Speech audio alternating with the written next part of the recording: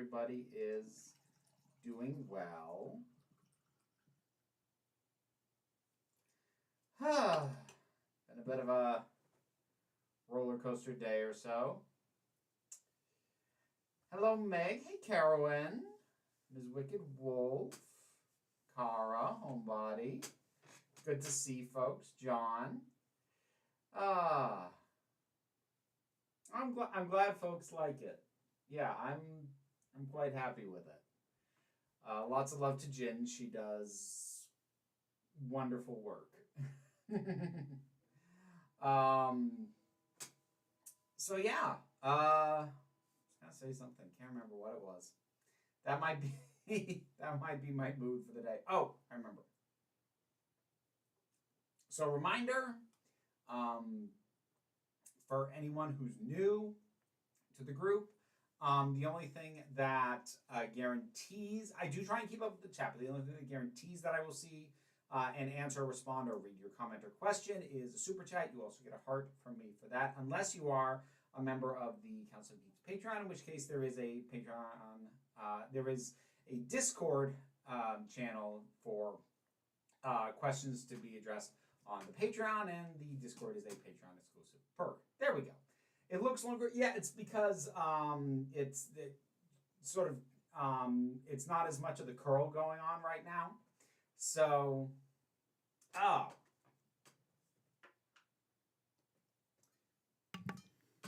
I'm an idiot. I'm a moron who couldn't be bothered to set up the dang microphone. Let me see. Make sure. Okay. Folks, hear me okay now? Can't believe it did that. Suppose I should go over everything again. Okay, so I do try and keep up with the chat. The one thing that'll guarantee that I read your comment or question if you are not a Patreon and in the Council of Geeks Discord, which is the Patreon exclusive perk, is to make use of the super chats. I will absolutely guarantee to address your question or comment in that way, and you also get a heart from me for doing so. Okay, there we go.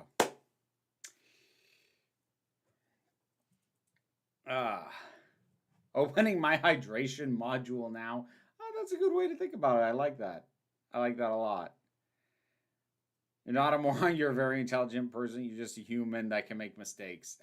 Yeah. Okay. I suppose if you're going to insist on being nice and shit.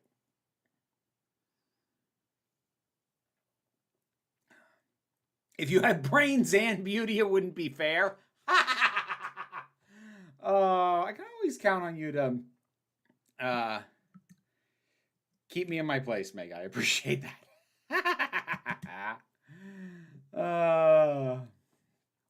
Where do you think Doctor Who would be as a franchise if Eccleston stayed for another series, but it means Tennant never comes in? Mr. Zacky boy, I'm a terrible person to ask that. I'm awful. I am awful about trying to even wrap my head around those kinds of hypotheticals because my brain rebels when I try. There's a huge part of my brain that just goes, why are you even trying thinking about this? It's not the case. It'll never be the case. Stop wasting energy. So, especially in a live situation where I can't sit down and force myself to think about that for a while, I really can't tackle that kind of question. My friend asked me a fun question. If you could choose any of the modern iterations of the Master to have a story against the 11th Doctor, who'd you choose? Oddly minus Sacha Dhawan. Okay, so so a Master specifically to take on 11. I mean, I want to say the War Master, but it's just because I really wanted more Derek Jacobi. But I'm not sure that would actually be my pick. I think I'm actually going to go with you. I think I'd probably go with Dhawan as well. I think that would have been a good fit. I'm drinking a much-deserved caffeine-free Pepsi, which probably sounds gross, but it's my jam. I mean, like, I don't drink soda at all, so I don't even, like, think, oh, that's gross. I just think I have no idea what it tastes like because I just don't like the entire range of beverages.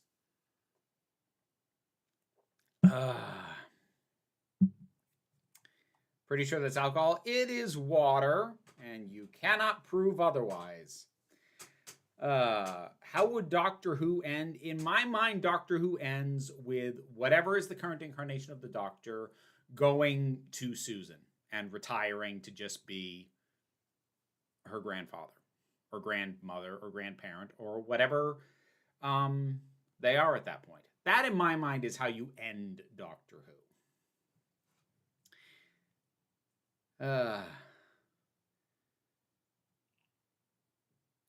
Oh, yeah, the Supreme Court. I have a feeling that's gonna come up in here. I'm not quite ready to run headlong into that wall yet, but I'm sure it'll come up again. Alyssa, I have not yet seen the newest Owl House episodes because my kiddo is currently at her mother's. She'll be back here later this week. She told me flat out, I'm not waiting, because we watched the show together. She told me flat out, I am not waiting until I'm with you to watch this, but you also better not watch it without me. So she's seen it. I'm not allowed to until she's over here. So I will, but I haven't yet. Excuse me. Did I see the DreamWorks movie, The Bad Guys? I haven't. I was going to ask my kiddo if she's already seen it. And if she hasn't, I might take her this weekend. I recently discovered something about myself. My pronouns are now she, they. Aw, Jamie. That's great. I'm happy for you. Weird question. What is the weirdest fandom I've ever seen? I don't know how to judge a fandom as weird. Because, like, a fandom is shaped by whatever the thing they're a fan of is. So, like, you'd have to think the original thing was weird to think the fandom was weird, but then, like, it's just a natural extension of it, so it feels weird to call it weird, at least to me, because in my mind, like, a weird fandom would be a fandom that has a distinct disconnect from the thing that they're fans of, but I haven't personally encountered that as, like, a mass group thing. There are, like, splinter groups within fandoms that are weird disconnects, but that's leaning more into the toxic fandom issue, and that's a different thing. And I've gone rambling on about this, despite the fact that I don't actually have an answer. Hey! Have I seen Heartstopper on Netflix yet? If so, would you do a review of it? I have not. You are about the third person to ask, and I don't know what that is. Still having trouble hearing me. Is that any? Okay, so. Is that just you, Carolyn, or is anyone else having trouble hearing me? Can I get a quick check-in on that?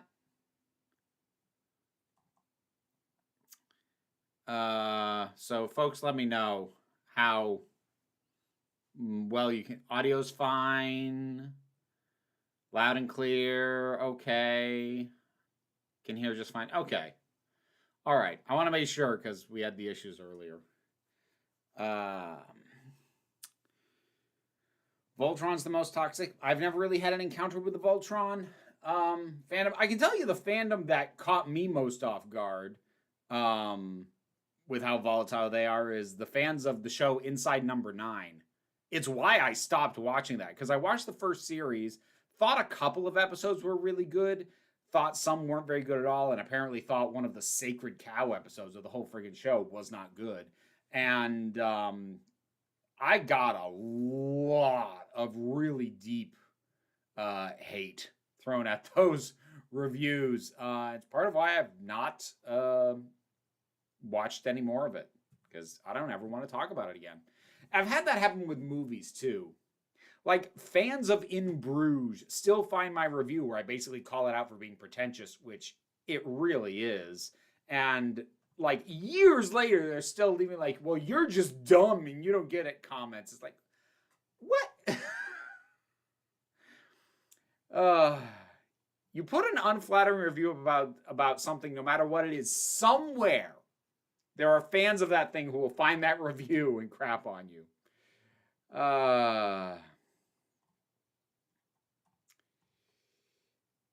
I think War Master best pairs with 9, since I'm pretty sure RTD wrote him with the idea that this was the version 9 went against and or fought with. Well, I really would have liked to seen War Master go against the War Doctor, but we never got that. May the 4th be with you. Oh, that's right. I always forget about that until it happens, and then I see it's trending on Twitter. It's a new LGBTQ show based off a book series about a schoolboy finding love with another boy that goes through the am I gay phase, but it's beautifully written. I don't like high school stuff. I just don't. It doesn't mean it's not good. I'm just kind of like maybe it's good, but I would much rather find representation in a format and a genre I actually like rather than venturing to something that I just don't. I don't know.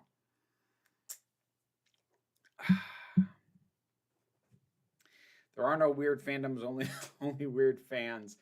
And a weird fan is a gatekeeper or one that can take things beyond just normal enjoyment. I guess that makes sense. I can vouch that the Lord of the Rings fandom has no sense of humor. I mean, the biggest Lord of the Rings fan I know has a sense of humor, but I think that speaks more to her benefit than anything about the fandom. Do I have a Squishmallow plushie? I do not have any Squishmallows.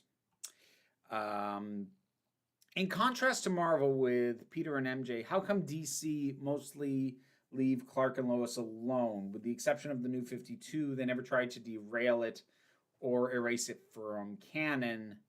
I wonder why. Well, because of how embedded it is. The thing is, like, Clark has always been with Lois. Like, always. Since the very beginning. The idea of Superman not having a Lois Lane kind of breaks the character. She's too fundamental. Like, a comparison to MJ doesn't work. Having Superman without a Lois Lane is like having a Peter without an Aunt May.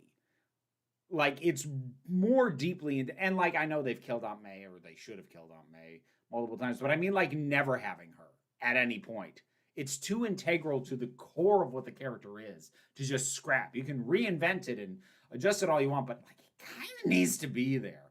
Same with Lois. Whereas MJ was Peter's third girlfriend in the comics, and the marriage was hastily thrown together. That said, they really shouldn't have dissolved it. That was very stupid. Excuse me.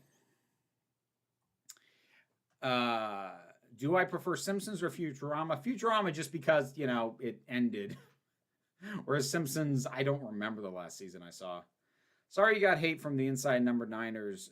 Shockingly, it was announced today there's going to be an American version, but Pemberton and Shear Smith are only producing it. Oh, that won't last a full season. Severance had a subplot of two mature men falling in love. Oh, I did want to check Severance. I think I'm still on my free trial for Apple TV. That's on Apple TV, right? I might check that. I have 2 Squishmallows. I know I wasn't asked, but my love is real. I don't doubt it. Have you ever seen a movie where your reaction was, I'm angry because this movie wasted my time? Dead Man and Neon Demon leap to mind. I want my time back. Have you heard Redacted, and what do you think of the trans representation? I have not heard it yet, so I have no opinion. Magic the Gathering fandom was problematic for a long time. Maybe it still is. I haven't played it in ages. Well, I know that official Magic the Gathering tournaments have now invoked a rule that you can be disqualified from a match for deliberately misgendering your opponent. So, you know, A, that's a good rule to put in place, but B, the fact that they have to make it an official rule probably says something not so good. First timer to your streams. Oh, welcome, Dallas. Love your very informative and educational short videos on LGBTQ plus stuff, oppression and representation in the media. Thank you very much. I do need to get some more shorts out there. I haven't done a short in a little while. Show us the hair. Okay. Like the issue is the direction I have to turn. I'm turning to read the chat. Like doesn't give you the color in the hair. So there it is. There we go. Might have been asked previously, but favorite LGBTQ plus superhero. I'm trying to think. I mean, Batwoman's the easy go-to, except I haven't looked at her stuff from New 52 or beyond, so I don't know if they completely botched her after that. There aren't that many superheroes that I stuck with long-term, even the ones that I like. So, I heard Futurama's coming back. It better not. Oh, crap. I did hear about that. Oh, I'd scrubbed that from my mind. Because there was a pay dispute with John DiMaggio. That got sorted. Ah, crap. It ended so good. Just leave it alone.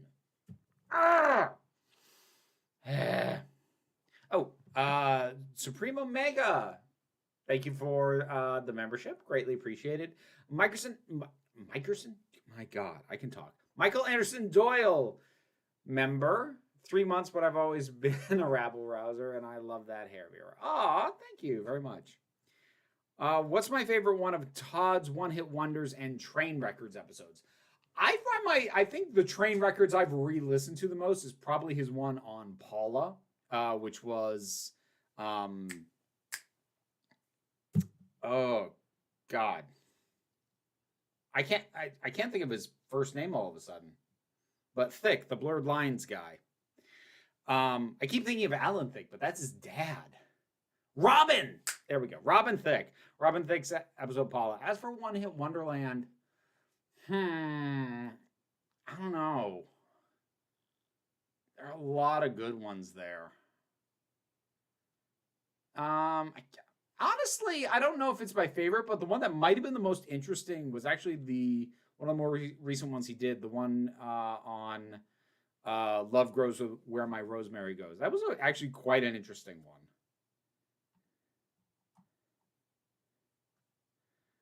I'm playing a Pride Festival and I can't wait. Ah, that's great. Cillian Murphy as Dr. Doom? Maybe? Would I ever do on video on Wicked being a 2-part movie? No. I don't care enough to make a video. Ms. Wicked Wolf, we kind of go through this. I care about theater to a certain degree, but I'm not a theater nut, and I definitely don't care about film adaptations of plays. I think it's a bad idea 99 times out of 100. The fact that they're bringing it into 2 movies, I have an opinion, and I gave it last time you asked me that, but I don't care enough to make a video on it.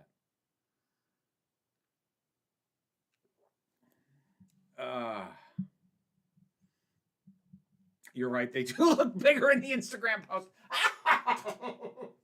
So for people who don't know, it wasn't the Council of Geeks. It was the Vera Wild Instagram. The picture I posted about my hair was one that I was actually a selfie that I took with Ginge, who did my hair, and my boobs look huge in that picture. And I noted that in the caption. Favorite public domain superhero? I don't know who's in the public domain. Zorro? Probably. Is the Shadow in public domain yet? I feel like he might be soon if he isn't yet. I don't know. Fisheye lens, that pick. It's not quite that extreme, but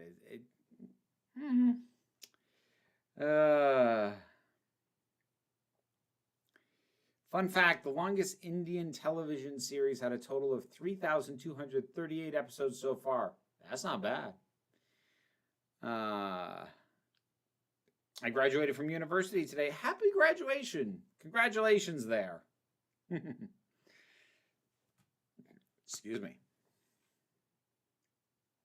Take Me On episode was outrageous. Aha is by no means a one-hit wonder. I mean, that's frequently brought up in his things because sometimes he has to acknowledge, well, they had another hit, but it barely qualified as a hit. Sometimes it's, I'm doing this thing on the hit they're known for here, but they had a ton of other hits elsewhere in the world. And sometimes it's a case of, yes, technically they had more hits, but this is the only thing anybody remembers, so I'm counting it anyway. He's usually good about acknowledging when things are kind of an exception. Is the biggest Lord of the Rings fans Jessie Gender by any chance? Actually, no, John. She is a very big Lord of the Rings fan, but no, she's not the biggest Lord of the Rings fan I know. Next Doctor prediction? None. Don't do them. I'm very bad at that. My whole thing with theater into film is, and this is especially with musicals, that a massive part of what makes several shows work is the live audience experience. Straight plays, maybe. I mean, well, yeah, especially with musicals, because the thing is, a big part of what, even if there isn't like a lot of audience interaction like there is with something like, say, Cats, there's still an inherent problem because a lot of what's impressive about it is knowing you're watching it live. Dancing especially.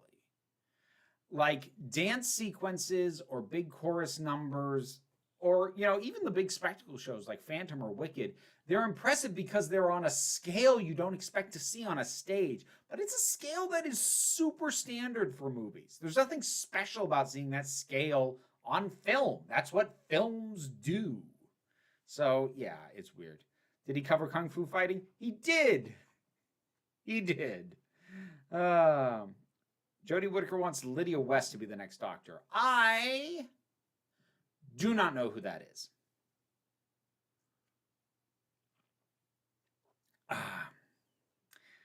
Mr. Zacky Boy, that's your third time asking that exact same question. I already tried to explain that I'm really not a good person to ask that kind of thing. My brain doesn't work that way. I can't do that kind of hypothetical. Please don't ask again. That's 3 times you've asked me that same question. And I addressed it the first time as much as I'm going to. Lydia West from It's a Sin. Oh, okay. Oh, yeah. Oh, that could work. I mean, I still want Joe Martin, but I've accepted that that isn't happening. I don't know if you already said this somewhere, but are you going to watch and or talk about The Legend of Korra? No. No to both. Nancy Gross, thank you so much. Have you seen Gentleman Jack? Saran Jones, Doctor's wife, TARDIS, plays 18th century landed gentry lesbian. First super chat, yay me. Yes, very yay. I have not seen it. I have heard of it, and the premise is very intriguing, but no, I have not had the time. I saw The Curious Incidents of the Dog in the Nighttime on Friday and loved it. Simple staging, but so effective. Don't know that one. Actually been listening to the Andy Serkis reading of the Lord of the Rings books and makes them so easy to engage and absorb. Oh, yeah, I bet he does a great job. What are your thoughts on Downton Abbey? It's a show that exists that I don't watch. There's my thoughts. My dog just jumped on my couch and flopped on my big belly. She wants hugs and kisses, as all dogs deserve, simply for nature of them being dogs. Michael B. Jordan for the next Doctor? No. I don't think anybody who isn't from the British Isles should be the Doctor. I've said that before. Yes, Rocky Horror translated well into film. There's an exception. King and I also adapted well, like some do. Chicago adapted very well, partly because the film actually added a layer that the stage show doesn't have. But I have a hard time thinking of too many modern musicals that would adapt well, given just what is standard for film now. By the way, Moon Knight, I'm enjoying Moon Knight. I really wish there was more than one episode left, because I feel like for everything they've brought in, they really need more than one episode to properly explore. So I'm nervous about the last one. It's been rumored that RTD is going to reboot the Doctor upon taking over. How would you feel about that? I think that would be incredibly stupid. I've done an entire video about why there's no need to ever reboot it. I don't think he would do that. I give no credence to that rumor whatsoever. Irish Doctor? Yeah, sure. Irish Doctor, go for it. If that's Scottish, why not?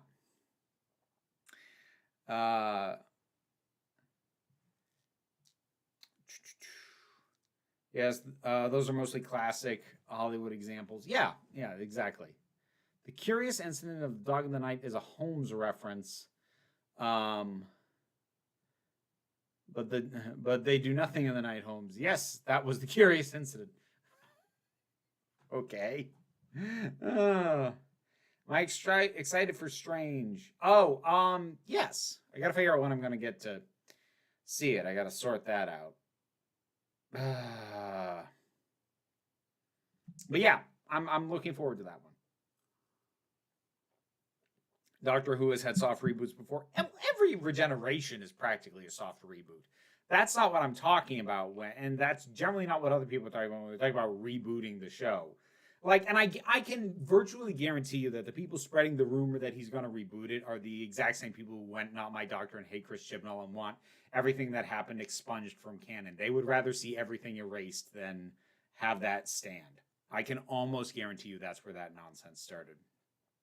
Any particular reason why you won't watch it? I recall you saying you thought you were going to connect more with Legend of Korra than with Last Airbender.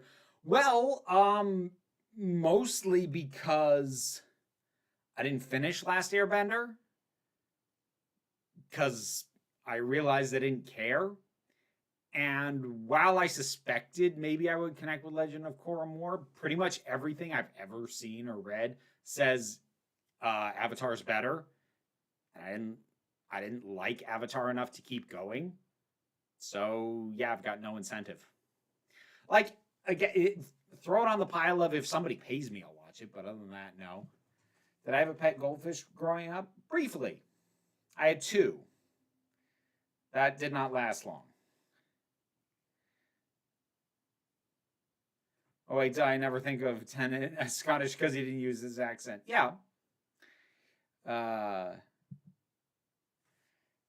My kitty likes hanging out on the second shelf of our coffee table. If you could have any superpower, what would it be? Shapeshifting. Same as every other trans person.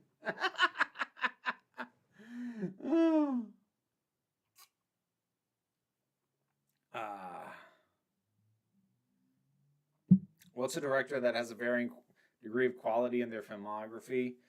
I think of M. Night Shyamalan. Well, most of the ones with the most variable quality are generally going to be what are termed journeyman directors who don't necessarily have a distinctive style and generally tend to only be as good as the scripts that they get. But if you're asking directors like who are more auteurs and have very identifiable and distinct styles, but who are very up and down, I could probably think of some if I stopped and thought about it. I don't have any off the top of my head, though.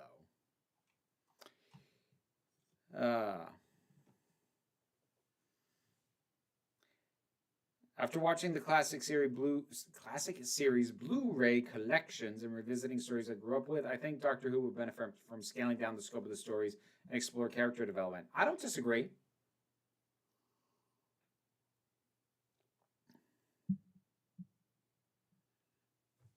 Echoey. Oh no. So wait, that's in response to someone. Hold on. Can't tell if I've got an echo going or if. See, you can't put a word like echo in the chat without explaining it because I don't know if that's directed at me or if you're talking about something else completely. My superpower would be telepathy, so I could make annoying people at my work shut the hell up. Well, that would be mind control, not telepathy. Telepathy actually means that you could hear them even when they aren't talking. I think you might need to rethink that one. Did you ever watch the fan film Echoes End by Confused Adipose? No, I actually don't engage with a lot of fan content. Not because, like, I'm too good for it. I just don't have time. Have you seen the movie Everything Everywhere All at Once? It is not playing anywhere near me. Oh, the audio's echoey. Shit. Hang on. Oh, screw it. Hold on.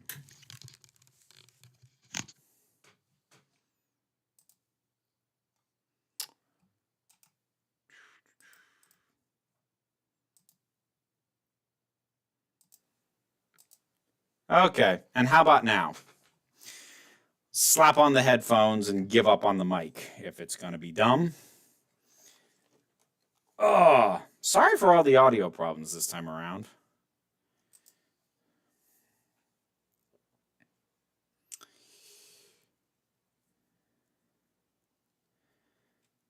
Better, still echoey. Now it's worse. Oh, crap.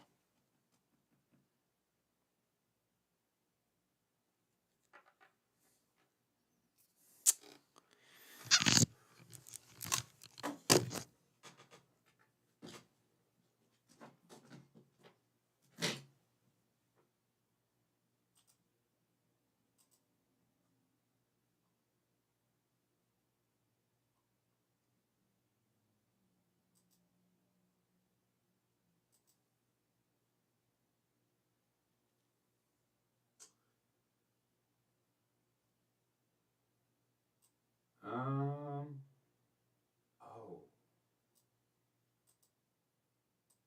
What about now? Am I still echoing now? So, folks, let me know. Or if it's still bad. I guess I should talk a little bit more.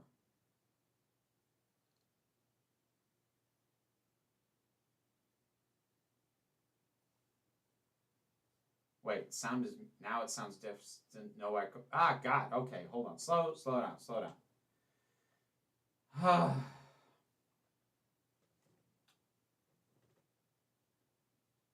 Okay, I'm getting told literally everything. Oh, fuck.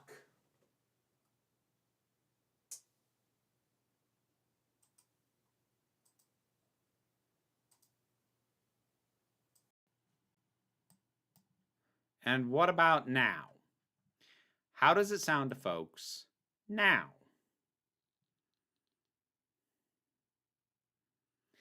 Hopefully, that will finally sort it. Perfect, good. It's all good. Okay. All right. Looks like the initial problem was that I had a secondary mic picking up somewhere. I don't even know what heck device that was, but there was an auxiliary mic that was picking something up somewhere as well. Don't know what the hell the issue was. Okay. Aside from Alien 3 and The Curious Case of Benjamin Button is the one film in Fincher's filmography which I have no clue why he wanted to make it. I kind of outgrew Fincher. Like, I liked him more when I was, like, in college, and I thought, like, being that dark and serious was cool, and at this point, I'm like, no, he's a perfectly talented filmmaker. I don't care. What is this, a Verizon ad? Hashtag, can you hear me now? Oh boy, that's a dated reference. Possibly an inbuilt mic. Yeah, I'm assuming so. I just don't know what device it was on. Do I like cappuccinos? More likely to go for a latte. Have I seen Mitchell versus the Machines? Nope. Heard it's great. Would like to see it. Have not had the time. This was brought up ages ago, but one of my shows celebrated its 10,000th episode a couple years ago. If we're competing, what? There was one. Hang on, I'm gonna check something here.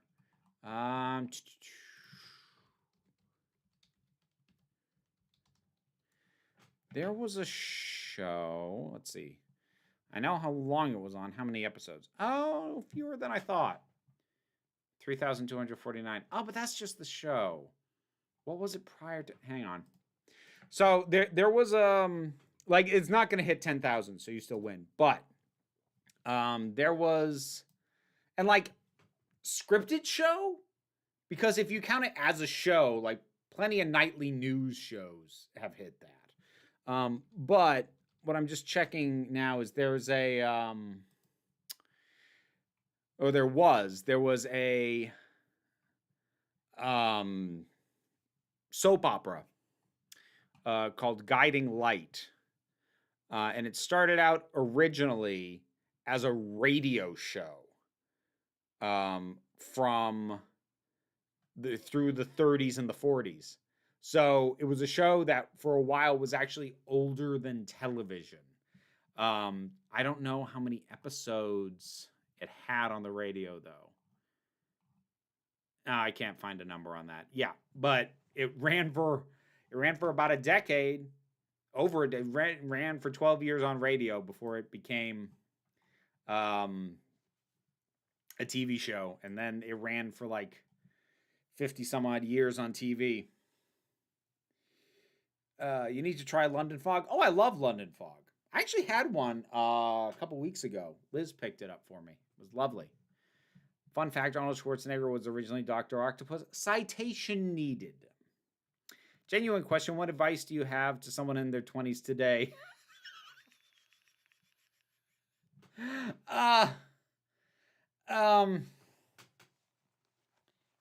You got to give me more to work with than that. Like someone in their 20s and advice about, if you're just asking me general life advice in your 20s, I don't know. I'm twice that age and I was a disaster in my 20s. Speaking of lattes, anyone besides me ever read Legends and Lattes? Haven't heard of it, but I like the alliteration. My mom watched Guiding Light from the late 60s till it ended in the early 2000s. Best McBain line from The Simpsons. Oh, I'm trying to remember. Main thing I remember is just him. Okay. So there's like the board meeting, and the villain is like, any other new business? And he enters the room, is like, only your deaths. I also liked his screaming out to the sky, Mendoza! Who wasn't a disaster in their 20s? I don't know, but I'm not here to compete on the disaster 20s competition, but I think I'd probably place. Supreme Omega, thank you very much for the super chat. As classic as Gwen's death, do you feel it had a negative effect on Spidey? Because part of the reason why she died was to prevent Peter from aging too much.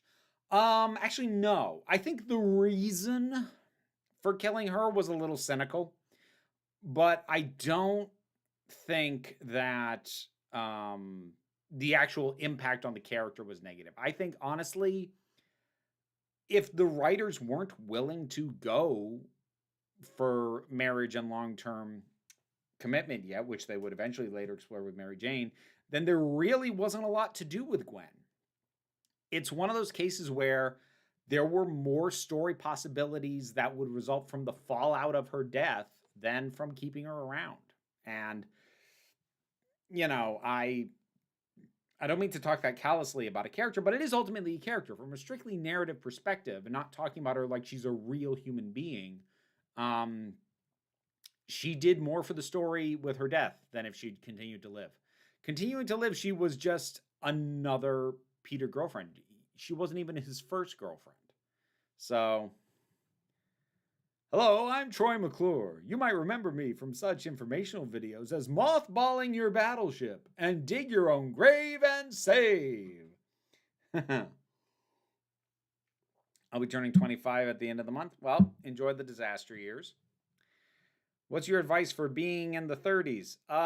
Be kind to your knees. Hate spider clones. The clones. I know the clones technically started in the 70s. The clones are a 90s problem. by and large.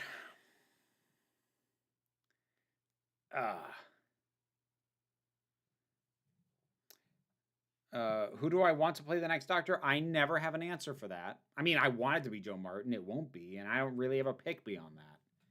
Headed out, Meg. Okay, it was good to see you. Bye. Can't stay for long. Going to London early tomorrow for Time Fracture. Oh, well, enjoy. Scripted, but a primetime soap opera. Don't know if that's cheating. No, that's not cheating. Do I have a favorite character from South Park? No. I don't give a crap about South Park. I haven't in a long time. And even when I did watch it, I didn't like love any character. I just used to appreciate the writing. How long till Sony actually tries a Spidey's clones film? Well, they don't need to now that they're dipping into multiverse stuff. Are and have. Chris Farley versus Phil Hartman. Phil Hartman. I'm sorry. I never thought Chris Farley was very funny. Even like his whole iconic I live in a van down by the river. I never thought it was that funny. It was just loud.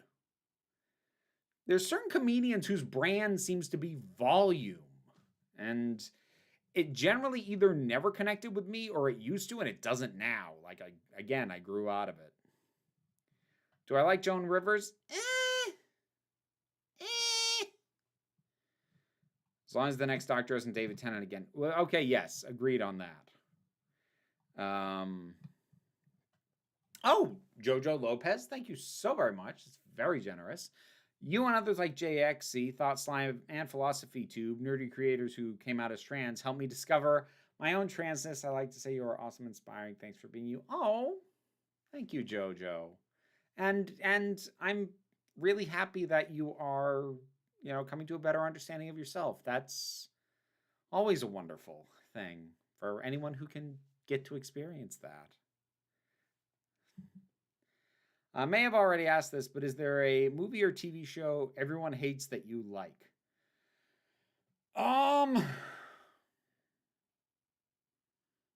Probably. I'm drawing a blank at the moment, though. I mean, the main one I can think of is I still do. I really like the first G.I. Joe movies, G.I. Joe, The Rise of Cobra.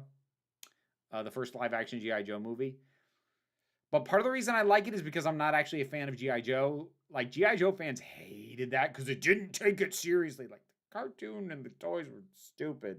There's no reason to take it seriously. It was good fun.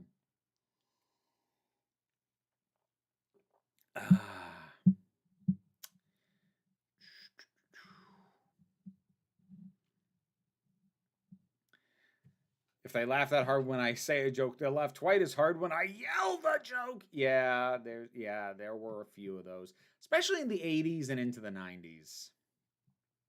How many requests do you have backed up? If I requested, how many things will I have to go through first? I have several things I may want to request. I'm on the fence. Depends on what it is. So if it is a movie or a couple of episodes of a TV show, basically something that I could watch in 2 hours or less, you're probably looking at a couple of months, say 3 to 4. If it's a book, you're probably looking at closer to a year. And if you're one of those mad people who commissions me for an entire season of television, you're also probably looking at about a year. Those are the most backed up. Not because there's the most of them, but because they take the longest. Still waiting for Will Ferrell to come back to SNL for one final Jeopardy sketch with Alex Trebek and Sean Connery at the pearly gates. That'd be a good sketch. When I first started watching you, I had no idea I was trans. Watching you for some time and realizing you were trans as well was great to find out. Oh, that's lovely. Adding onto Dallas Bearning, will we get another drunk review for Sonic 2? Probably not. just I don't think there's going to be much new for me to say, and I don't have enough investment in Sonic as a thing. Like, honestly, there probably won't be another drunk review, or at least I'm not planning on another drunk review unless somebody specifically commissions me one, which has happened. I've had a couple of reviews specifically commissioned as drunk reviews. Oh, Discord. Thank you, Carowin. Thank you, thank you, thank you. All right. Let me pull that up. All right. So I'm currently not looking at the chat on YouTube. I am addressing questions that have been asked in the Council of Geeks Discord server, which is a Patreon perk, patreon.com/Council of Geeks. Excuse me. The new hair looks fabulous. Thank you. I'm afraid I never make it to your live streams as I'm in the UK, but I have a question. I'm wondering if you've ever read Storm Constantine. I was so into her novels as a teenager. Really should have tipped me off that I'm not cis. Would love to know what you think of them if you're familiar. I am unfortunately not familiar, so I don't have any more answer to give on that. I feel like I've heard that name before. No, I don't know. I don't know the work at all. Ahead of your Saturday vid on Chibnall, which, yes, so spoiler there, the Patreon supporters have already seen it, but Saturday's video is going to be on Chibnall. Looking for positives, the first is that the cinematography is often really good. Yeah, the show has looked great. I'm not sure how much credit Chibnall himself should get for that, because that would largely come down to the directing team, and I don't know if the showrunner has a lot of control over the directing hires. I don't know how it works. I've always understood showrunners, especially in the UK, to be largely framed as head writer. So I don't know how much influence he actually had on the visual in terms of like how good the cinematography was, which it was very good. Do you think the fact that Chibnall will be the first producer since Graham Williams to have only worked with a single doctor impacts how we can judge his tenure, and that it takes the focus off what works and does not work with 13 herself? Yeah, it does impact the conversation, because now we can't talk about one without talking about the other. Because with someone like, say, Moffat, or, well, it'll especially be true with Davis once he comes back and does more. But, like, let's just take Moffat, for example. He did 2 Doctors, and given the differences with them, and, you can see the consistencies in the writing that he did from one Doctor to the other, and you can also see what changed. So it's like you can feel the influence of the new performer and the new characterization versus what stays the same and what is definitely just a Moffat thing. Chibnall and Whittaker, it's too closely linked. It's hard to know how much did her performance influence the writing. Did it at all? We don't know, because we never will know how he would run another Doctor.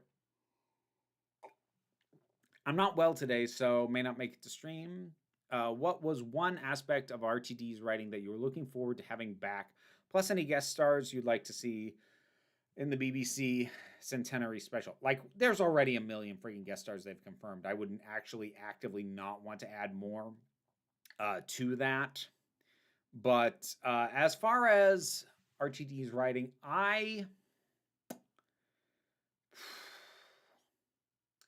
it's hard for me to say, because I'm not expecting or looking forward to the idea that he would just be like how he was before.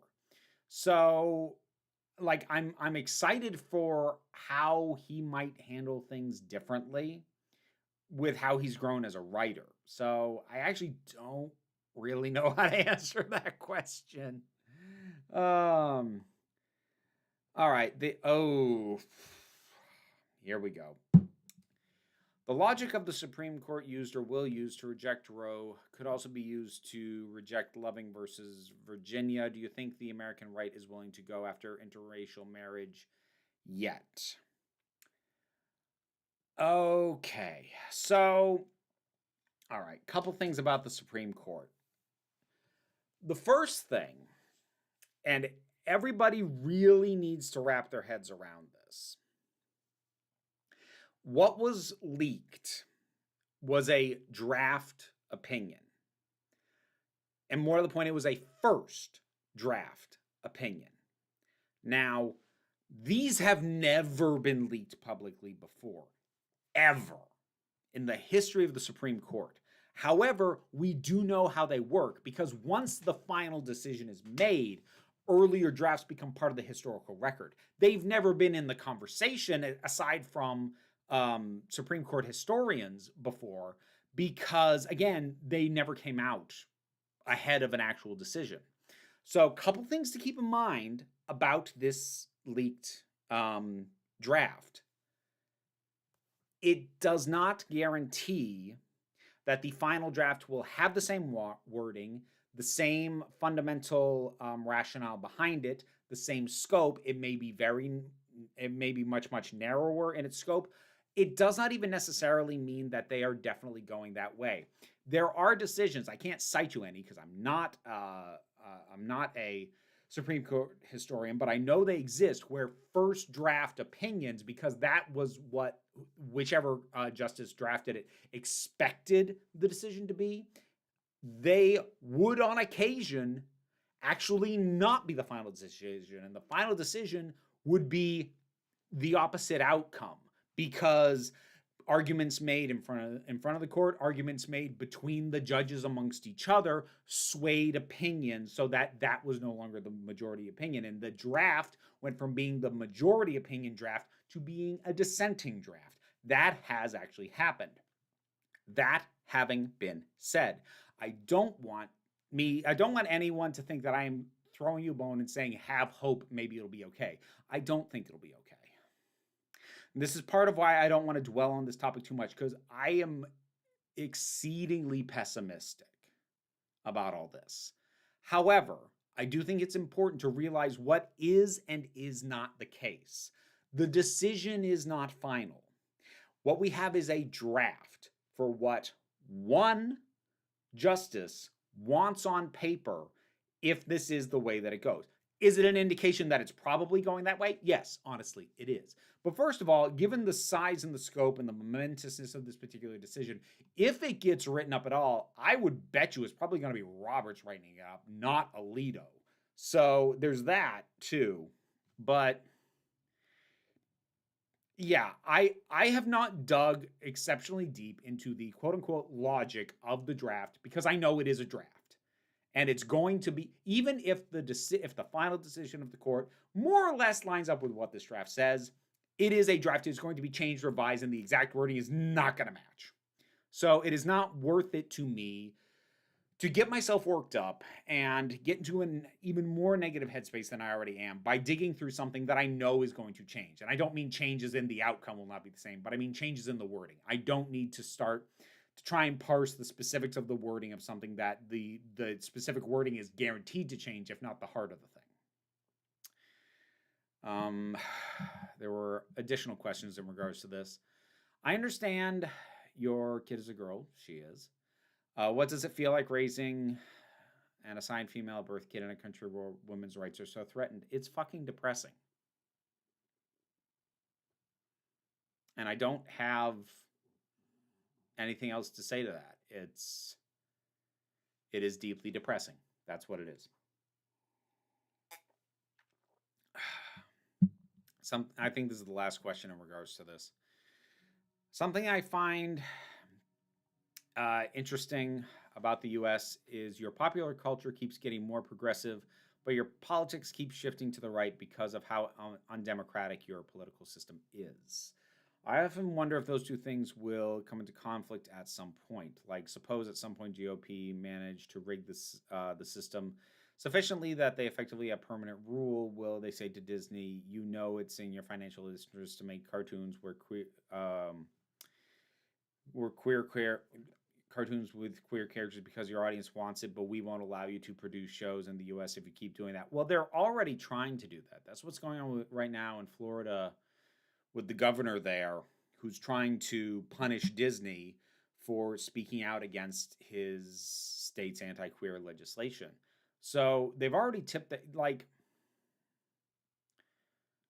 what this entire year in the political scope of the United States reveals and needs to reveal, and people need to understand, is that this is mask off for the Republican Party.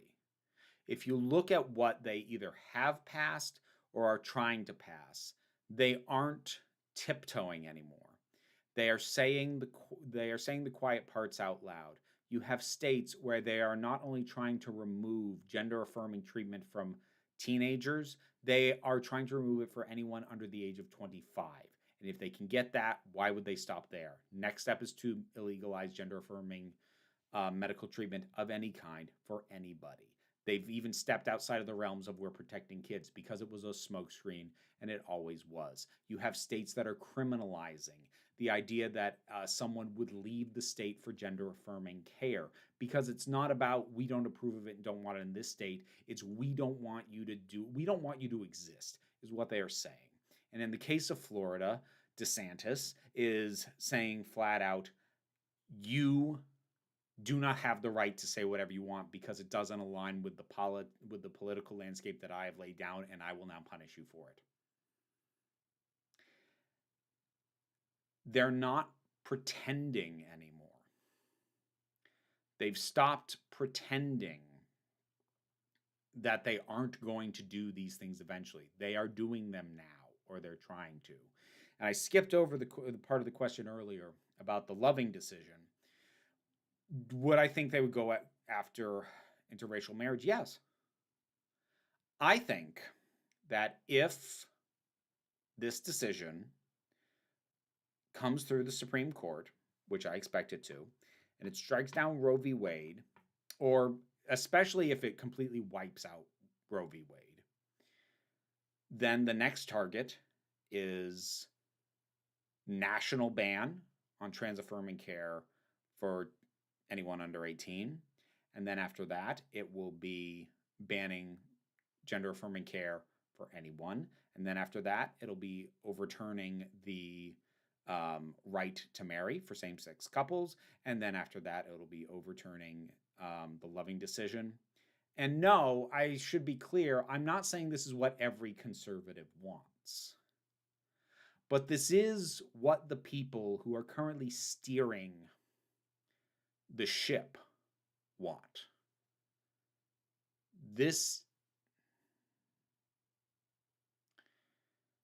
We are in what is rapidly approaching a worst case scenario, not just for this country, but for the world as a whole, because as all of this is going on, the planet is cooking itself to death, and it is our fault. And we're not only not trying to fix it, we're not even stopping actively causing it. And it's not because not enough people want to do it. Most people on this planet want to fix these things. Most people in this country do not want these rights stripped away. But it doesn't matter, because the framework set down by the Founding Fathers, which was intended to ensure that the political minority still maintained a voice, has been twisted and warped so that the political minority now rules, which is the literal opposite of what was supposed to happen. I said I wouldn't get too depressing, but there we go.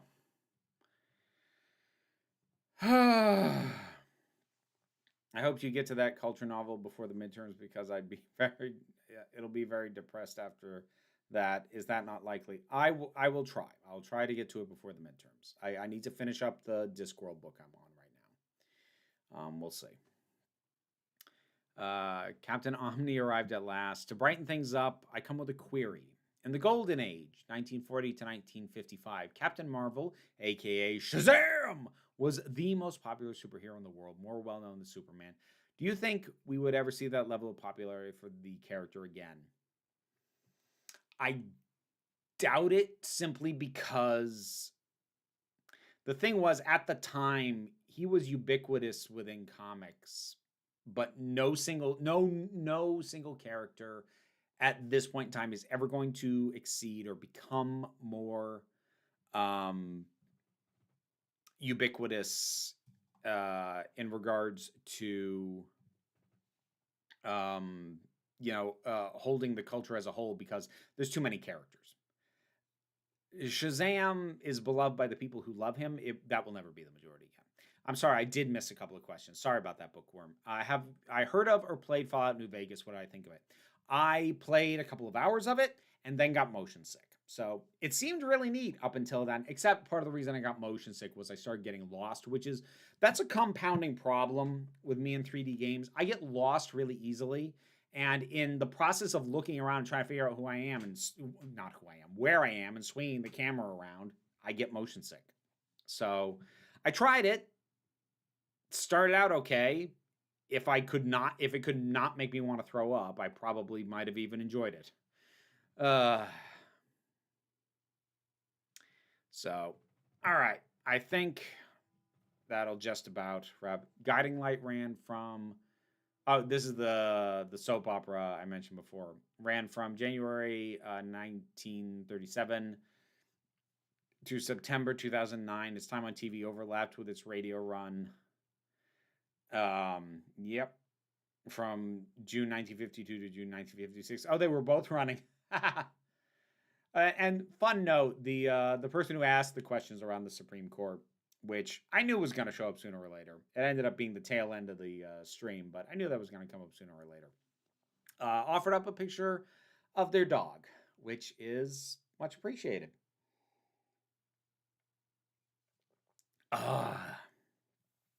It's a fun game, in my opinion. Sorry about your motion sickness. I am too. Like, I tell people that, and they're like, oh, well, try this game. Like, this one will probably not get... No, they all give me motion sickness. The difference is some do it a hell of a lot faster than others. That's basically how it comes down. All right, I see there's people still chatting, still typing out in the Discord. I need to get back to the regular stream. So, like, you've got until I finish this beverage to send whatever it is you're typing. And then I will address it, and then I'll come back to the main chat. Okay?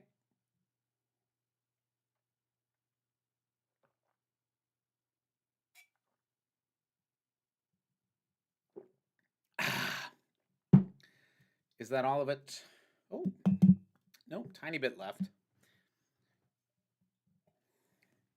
Oh, shoot. Sorry.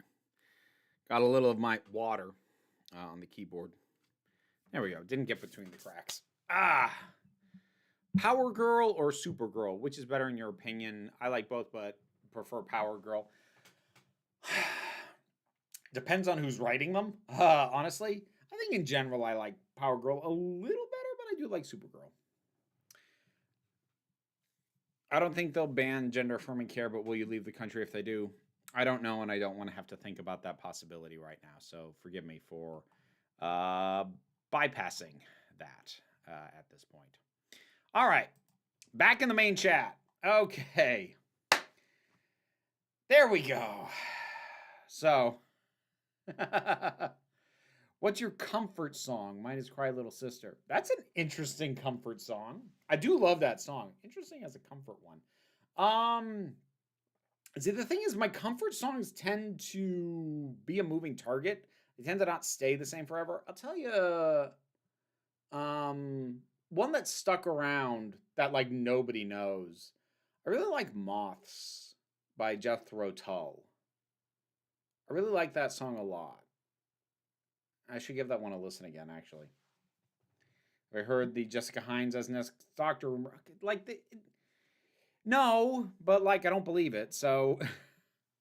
Do you think... I'm going to wrap it up soon, folks, but let's see. Do you think the Illumination Mario movie will possibly make the Bob Hoskins, John Leguizamo version look better by comparison? Better, no. More inventive, yes, because I expect the Illumination Mario to be boring. Portal must have not done well with your motion sickness. Yeah, I only played Portal for about a half hour, and it was great. It was funny and clever, and the puzzles were interesting, but, like, I had to stop. Sorry, need another dog. I'll be okay. I appreciate that, though. All right, am I keeping up with Picard doing a video on it, or has it not grabbed your interest yet? I have not had the time to even start. Like, I know I say it a lot. I don't think you people realize how backed up I am with stuff. I really don't think you understand. Like, it's bad. And it's a lot of stuff simultaneously. So yeah, no, I haven't even seen the first episode. So no. Halcyon and on comes me to the core. Oh, that's a good one. That's a good pick. I like that. I love Living in the Past by Jethro Tull. I actually don't know that. I actually don't know that many Jethro Tull songs, but I know Moths, and I love Moths. Ooh, Captain Omni snuck in there with a super chat. Captain of the Omniforce grants you their patronage. Thank you. I just discovered you had a Patreon. Yes, I am that oblivious. My BF gets annoyed by it. You know what? It can be endearing if you know how to play it right. Favorite bottle episode of a TV program? Oh, geez. I actually could make a video out of like best bottle episodes, at least of stuff I've seen. I'm gonna go with Midnight from Doctor Who. What if I wanted you to review half a book?